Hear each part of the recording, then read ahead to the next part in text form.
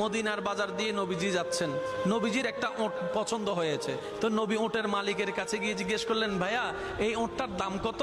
ওই দামাদামি হলো, নবী সে দামে কিনতে রাজি হলেন, কিন্তু নবীর কাছে তখন অর্থ ছিল না। তখন নবীজি ওনাকে বললেন, আপনি আমাকে ওটটা দেন, আমি এখনই গিয়ে আপনার সেই প্রাপ্যটা পাঠিয়ে দিচ্ছি। ওটের মালিক ওনাকে ওটটা দিয়ে দিলেন। আশেপাশে যারা ওটের মালিক ছিল সবাই জিজ্ঞেস করতেছে, এই পাগলা, তুমি কি যাকে ওট দিয়েছো তাকে চিনো? বলে যে না। নাম জানো? বলে যে না। পরিচয় জানো? বলে যে না। ঠিকানা জানো?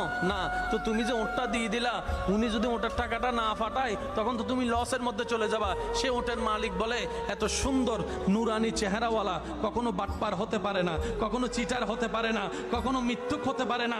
ওনার চেহারা দেখেই তো আমি ওট বিক্রি করার আগে মনটাই বিক্রি করে দিয়েছি, মনটাই বিক্রি করে দিয়েছি, মনটাই বিক্রি করে দিয়েছি।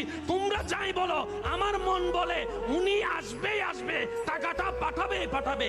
এই কথা বলতে না বলতে কিছুক্ষণ পরে নবীজির একজন সাহাবা এসে বলছেন, একটু আগে একজন ওট নিয়ে গিয়েছেন, কাছ থেকে ওটের মালিকটাকে একটু দেখতে চাই। উনি বলে যে আমার থেকে। তো উনি বললেন, আমাদের নবী আপনার থেকে ওটটা নিয়ে গিয়েছেন, ধরেন ওটের টাকাটাও দিয়েছেন, আপনাদের খাবার জন্য কিছু খেজুরও হাদিয়া পাঠিয়েছেন।